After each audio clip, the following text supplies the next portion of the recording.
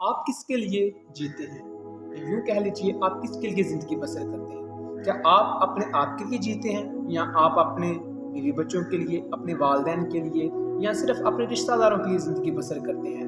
میں ایونجلسٹ علیشہ گوری خدا کی شکر گزاری کرتا ہوں خدا نے یہ ممکن کیا کہ میں آج آپ کے ساتھ خدا کے کلام کو بیان کر سکوں۔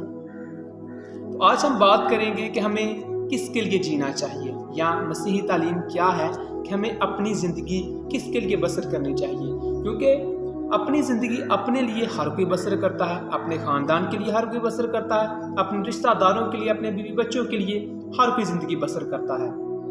تو کیا مسیحی تعلیم بھی یہی ہے کہ کیا صرف ہمیں اپنے لیے ہی جینا ہے؟ کیا ہمیں اپنے لیے ہی زندگی بسر کرنی ہے؟ کیونکہ ایسا تو ادروائز بہت ساری قومیں بھی کرتی ہیں کہ وہ اپنے لیے جیتی ہیں، لیکن مسیحی تعلیم یہ نہیں ہے۔ آج ہم بات کریں گے کہ ہمیں اپنی زندگی کس کے لیے کیسے بسر کرنی چاہیے۔ میرے عزیزو، آج ہم اپنی ہدایت و رہنمائی کے لیے کلام اقدس میں سے فلپیوں کا خط، اس کا باب نمبر 2 اور اس کی آیت نمبر 4 پڑھیں گے، جہاں لکھا ہے، ہر ایک اپنے ہی احوال پر نہیں بلکہ ہر ایک دوسروں کے احوال پر بھی نظر رکھے۔ اب کلام کہتا ہے، پولس رسول فلپیوں کی کلیسیا کو خط لکھتے ہوئے اس بات کا بیان کرتا ہے کہ ہر کوئی اپنے احوال یعنی کہ اپنے حال پر نہیں بلکہ دوسروں کے حال پر بھی غور کرے۔ میرے عزیزو، ہر کوئی صرف اپنے حال پر غور کرتا ہے، وہ اپنے لیے کماتا ہے، اپنے لیے زندگی بسر کرتا ہے، اپنے لیے خوشیاں ڈھونڈتا پھرتا ہے، لیکن ادروائز اور کسی کے لیے بھی ایسا کرتا نہیں ہے۔ لیکن مسیحی تعلیم یہ نہیں ہے۔ اگر ہم بائبل اقدس کا مطالعہ کریں تو بائبل اقدس بری پڑی ہے اس بات سے کہ ہمیں دوسروں کے ساتھ کیسے رہنا چاہیے۔ فار ایگزامپل کلام اقدس میں لکھا ہے کہ دوسروں کے لیے ترقی کا باعث بنو، اور تم مسیح کی شریعت کو اس طرح پورا کرتے ہو کہ ایک دوسرے کا بھار اٹھاؤ، ایک دوسرے کے لیے ترقی کا باعث بنو، اسے آگے لے جانے کا باعث بنو۔ اگر آپ مسیح کی زندگی پر غور کریں تو مسیح نے اپنے لیے زندگی بسر نہیں کی بلکہ اس نے دوسروں کے لیے زندگی بسر کی۔ اسے جب بھی کوئی ملا کہ درد مند ہے، ضرورت مند ہے، یسوع مسیح نے اس کی مدد کی۔ سب سے بڑھ کر کے ہم جو گناہ گار تھے، جو پوری امت، جو دنیا کے پورے لوگ جو گناہ میں جو گر چکے تھے، گناہ میں تھے، اس نے ان کے لیے زندگی بسر کی اور اپنی جان دے کر اس نے ہمیں خرید لیا تاکہ ہم زندگی پائیں اور کثرت کی پائیں۔ تو میرے عزیزو، کیا ہم اس کی تعلیم پر عمل نہیں کر سکتے؟ جب ہم اس کی 2 باب کی 5 آیت پڑھ لکھا ہے، ویسا ہی مزاج رکھو جیسا کہ مسیح یسوع کا بھی تھا۔ یعنی کہ ہم نے ویسا مزاج رکھنا ہے جیسا مسیح یسوع کا تھا۔ وہ دوسروں کے لیے اپنی زندگی کو بسر کرتا تھا، وہ ہمیشہ خود سے پہلے دوسروں کے لیے سوچتا تھا۔ آپ جانتے ہیں کہ اس نے دکھ اٹھائے، صلیب کا دکھ سہا، ہاتھوں پاؤں میں کیل لگائے، سر پر کانٹوں کا تاج پہنا۔ وہ کس کے لیے تھا؟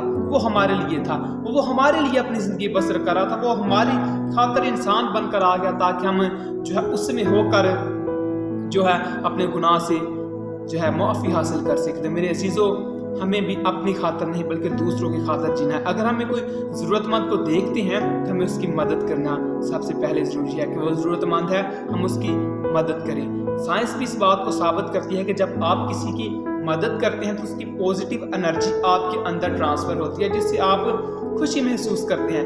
میرے عزیزو، اگر آپ کسی کی مدد کرتے ہیں تو یقین مانیں اس کی پازیٹیو انرجی جب آپ جذب کریں گے، ریسیو کریں گے، تو آپ کو خوشی محسوس ہوگی، آپ اطمینان محسوس کریں گے۔ تو میرے عزیزو، کلام اقدس کی بھی یہی تعلیم ہے کہ ہمیں دوسروں کے احوال پر غور کرنا ہے۔ اگر آپ کے ارد گرد کوئی غریب ہے، کوئی ضرورت مند ہے، تو آپ کو اس کی مدد کرنی چاہیے، آپ کو اس کے احوال پر نظر کرنی چاہیے کہ اگر خدا نے مجھے سب کچھ دیا ہے تو وہ یہ بھی تقاضا کرتا ہے کہ ہم اس کے دیے میں سے کسی کی مدد کریں، کسی کی ضرورت کو پورا کریں، تاکہ ہم مسیح کی تعلیم پر عمل کریں، جیسا کہ اس نے ہمیں سکھایا ہے کہ ایک دوسرے کے ساتھ محبت رکھو، جیسے خدا نے ہمارے ساتھ محبت رکھی، اس نے اپنے اکلوتے بیٹے کو ہماری خاطر بخش دیا۔ تو میرے عزیزو، اپنی زندگی پر غور کریں، میں کس کے لیے جی رہا ہوں؟ ہمیں دوسروں کے لیے جینا ہے، ہمیں سب کے ساتھ مل کر دوسروں کے ساتھ محبت رکھیں، ان کے لیے ترقی کا باعث بنے۔ اگر کوئی غریب ہے، ضرورت مند ہے، تو ہمیں اپنے پاس جو ہمیں خدا نے دیا ہے اس میں سے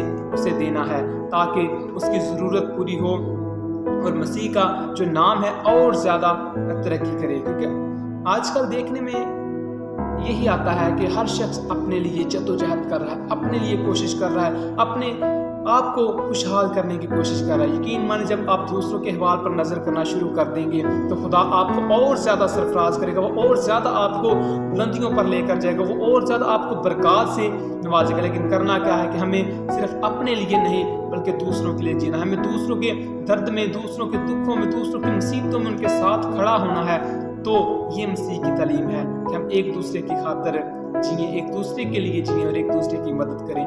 یقیناً خدا آپ کو سرفراز کرے گا۔ خدا آپ کو